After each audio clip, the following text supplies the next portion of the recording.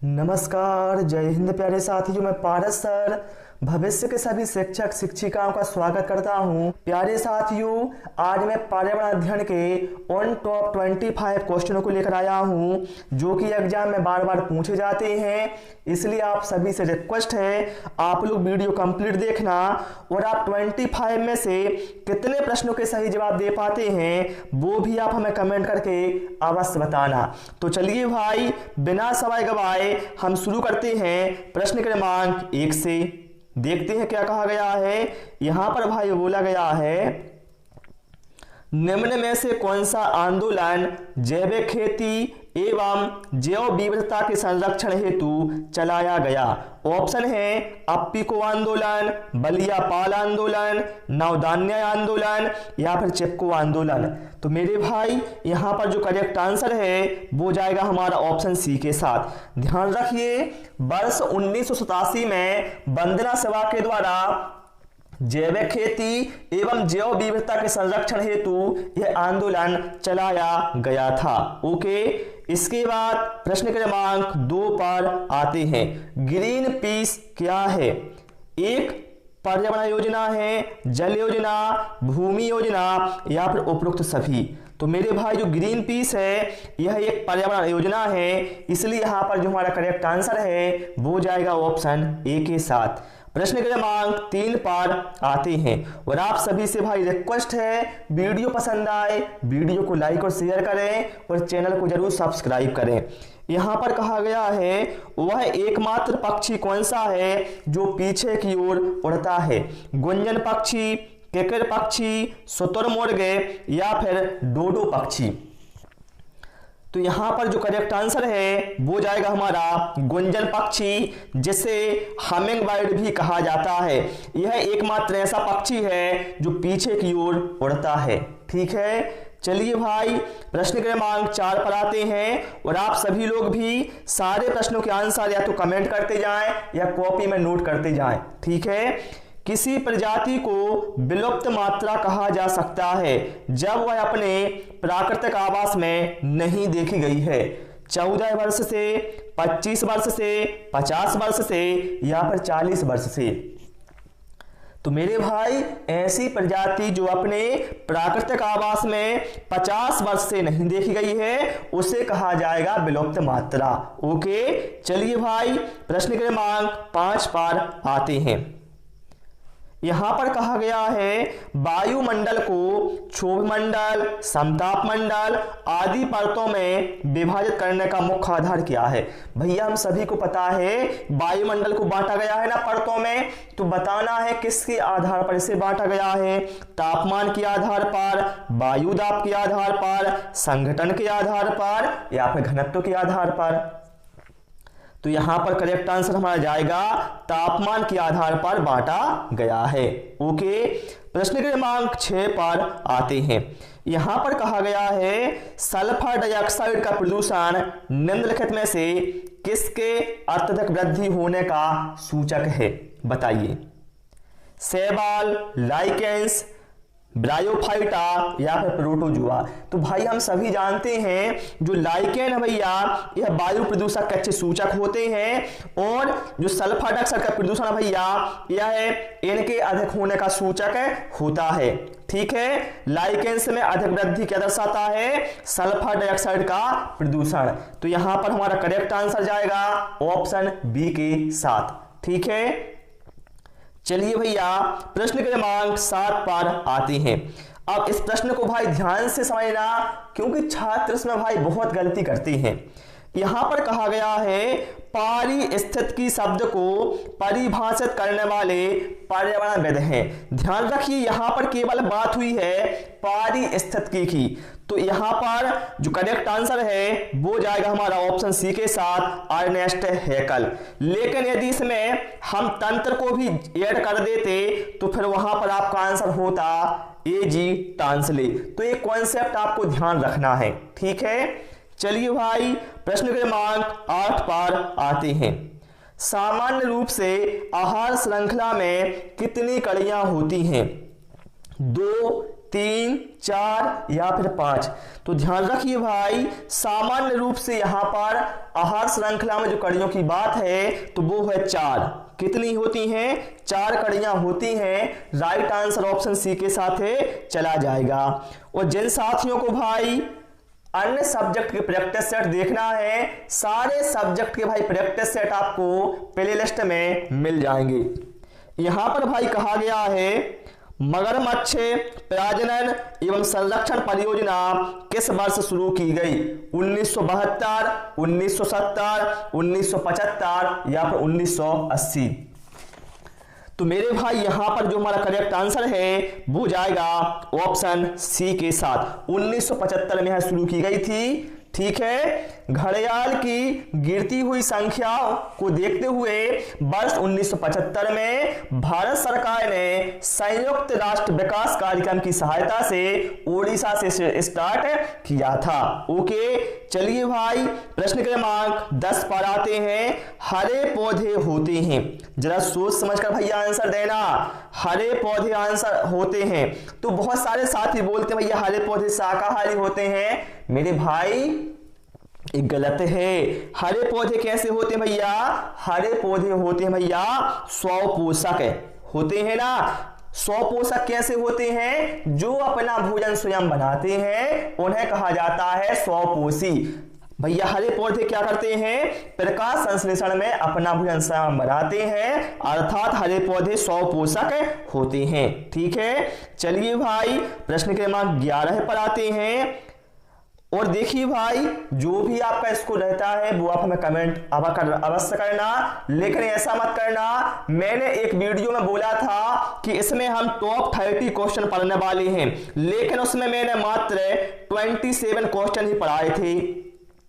तो ऐसे में मैंने जब कमेंट देखी वहां पर बहुत सारे स्टूडेंटों की, तो वहां पर कुछ लोगों ने कमेंट किया था 30 of 30। अब देखिए भाई, मैं स्वयं समझता हूं कि वो गलत बोल रहे हैं। 27 भैया क्वेश्चन ही थे, लेकिन उन्होंने क्या है देखा ही नहीं 27 तक, तो है ना। तो आप लोग ऐसा मत करना, जो भी भाई आपका स्कोर रहता है बिल्कुल रियल बताया करो, है ना। चलिए भाई, यहां पर प्रश्न क्रमांक 11 में कहा गया है निम्नलिखित में से कौन सा परितंत्र प्राकृतिक है? तो मेरे भाई हम जानते हैं कृत्रिम और प्राकृतिक। कृत्रिम मतलब क्या है? जो मनुष्य के द्वारा बनाए गए हैं, जैसे गेहूं का खेत हो गया, आम का बाग हो गया। लेकिन प्राकृतिक कौन होते हैं? जो प्रकृति में प्राकृतिक रूप से विद्यमान है, जैसे समुद्र, तालाब, है ना, इस तरह से प्राकृतिक होते हैं। तो यहां पर हम देखें गेहूं का खेत, आम के बाग और एक्वेरियम, ये कैसे भैया?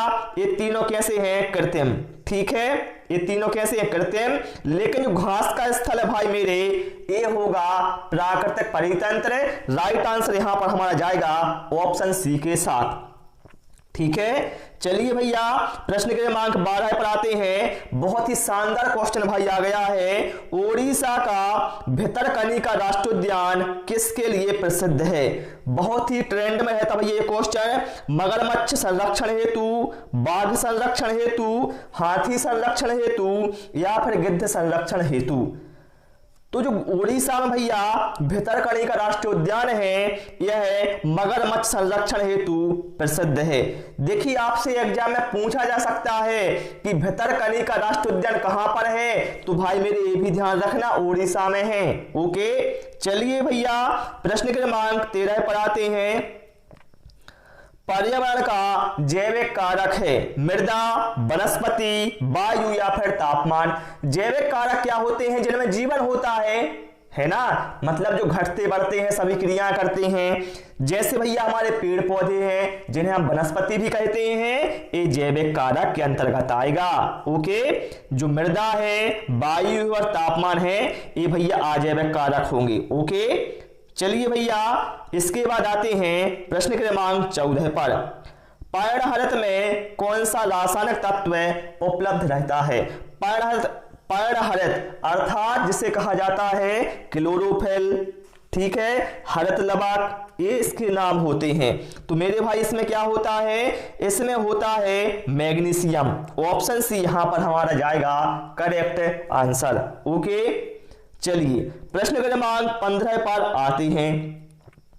यहां पर कहा गया है मृतजीवी जीव निम्नलिखित में से किस पर निर्भर रहते हैं। अब भाई मेरे इसके नाम ही में तो आंसर छुपा हुआ है, मृतजीवी अर्थात ऐसे जीव जो मृत जीवों पर आश्रित होते हैं। तो भैया पौधे क्या मृत होते हैं? नहीं, बल्कि यहां पर जो करेक्ट आंसर है वो हमारा जाएगा ऑप्शन सी के साथ, मृतजीवी जीव मृत एवं अपघटित पदार्थों पर निर्भर होते हैं। समझ गए ना भाई। चलिए प्रश्न क्रमांक 16 पर आते हैं। प्रकाश संश्लेषण की क्रिया के दौरान निम्नलिखित में से कौन सी गैस उत्सर्जित होती है? ऑक्सीजन, कार्बन डाइऑक्साइड, नाइट्रोजन या फिर क्लोरीन। भैया हम सभी जानते हैं प्रकाश संश्लेषण में होता क्या है, जो पेड़ पौधे होते हैं भाई मेरे, एक कार्बन डाइऑक्साइड को लेते हैं और O2 को छोड़ते हैं। तो यहां पर बात हुई है उत्सर्जित की, तो यहां पर हमारा करेक्ट आंसर होगा ऑप्शन ए। ठीक है, चलिए भैया प्रश्न क्रमांक 17 पर आते हैं। वन के पेड़ों की छालों पर उगे मिलते हैं जीवाणु, लाइकेन, कवक या फिर मांस। तो मेरे भाई यहां पर जो हमारा करेक्ट आंसर है वो जाएगा ऑप्शन बी के साथ, लाइकेन। ओके, चलिए प्रश्न क्रमांक 18 पर आते हैं। वे जीव जो अपने आहार तथा जीवन निर्वाह के लिए दूसरे जीवित जीवों पर निर्भर रहते हैं उन्हें क्या कहते हैं? देखिए भाई यहां पर कहा गया है जीवित जीवों पर निर्भर रहते हैं, मरे हुए जीवों की बात नहीं की गई, नहीं तो आप मृत जीवी मार दो, गलत हो जाएगा। ऐसे में जीवित जीवों की जब बात की जाए तो मेरे भाई जीवित जीवों पर निर्भर रहने वाले प्राणियों को कहा जाता है परजीवी। यहां पर जो हमारा करेक्ट आंसर है वो चला जाएगा ऑप्शन ए के साथ। ठीक है, चलिए प्रश्न क्रमांक 19 पर आते हैं। प्रकाश संश्लेषण के लिए आवश्यक होता है, बताइए, ऑक्सीजन, कार्बन डाइऑक्साइड, नाइट्रोजन या फिर उपरोक्त सभी। बहुत सारे छात्र ये सोचते हैं भाई जिसमें ऑप्शन डी में उपरोक्त सभी होगा वो करेक्ट आंसर होगा, लेकिन हर जगह भाई ऐसा लॉजिक आपका काम नहीं करेगा। ठीक है भैया, मेरे प्रकाश संश्लेषण के लिए आवश्यक होता है कार्बन डाइऑक्साइड। ठीक है, तो यहां पर हमारा राइट आंसर जाएगा ऑप्शन बी के साथ। निम्न में से सबसे छोटा जीव कौन सा है? माइकोप्लाज्मा, ईस्ट, विषाणु या फिर जीवाणु। तो सबसे छोटा जीव भैया है माइकोप्लाज्मा, राइट आंसर जाएगा हमारा ऑप्शन ए के साथ। चलिए प्रश्न क्रमांक 21 पर आते हैं। विषाणु वृद्धि करता है जीवित कोशिका में, चीनी के विलयन में, मृत जीव में या फिर पानी में। तो मेरे भाई जो विषाणु भाई मेरे जिसे वायरस कहा जाएगा, ये वृद्धि करता है जीवित कोशिका में। जैसे ही ये हमारे अंदर पहुंचता है, भले ही बाहर भैया निष्क्रिय हो, लेकिन अंदर तुरंत सक्रिय हो जाएगा और बहुत तेजी से वृद्धि करता है। चलिए प्रश्न क्रमांक 22 पर आते हैं। स्पर्मोलॉजी में किसका अध्ययन किया जाता है? बहुत ही शानदार क्वेश्चन है। परागकण, बीज, फल या फिर पत्ती। तो भाई मेरे स्पर्मोलॉजी में बीजों का अध्ययन किया जाता है, राइट आंसर यहां पर हमारा जाएगा ऑप्शन बी के साथ। ठीक है, चलिए प्रश्न क्रमांक 23 पर आते हैं। घास भूमि किस पारिस्थितिक तंत्र में शामिल किया जाता है? अब भैया मेरे घास भूमि बताइए किस में होगा शामिल? तो भैया घास के मैदान भैया होते कहां पर हैं? जमीन पर ही तो होते हैं, मतलब स्थल पर होते हैं। तो अर्थात यह है स्थलीय पारिस्थितिक तंत्र के अंतर्गत आएगा। ओके, चलिए प्रश्न क्रमांक 24 पर आते हैं। सौर ऊर्जा का सबसे बड़ा यौगिकीकरण कौन सा है? बैक्टीरिया, प्रोटोजोआ, कवक या फिर हरे पौधे। तो भाई मेरे यहां पर जो करेक्ट आंसर है वो हमारा जाएगा ऑप्शन डी के साथ। ठीक है प्यारे साथियों, इस क्लास में मैंने केवल 25 क्वेश्चन इंक्लूड किए थे। उम्मीद है आपको क्लास पसंद आई होगी। क्लास पसंद आई हो सभी से रिक्वेस्ट है वीडियो को लाइक और शेयर करें और चैनल को जरूर सब्सक्राइब करें। Thanks for watching this video.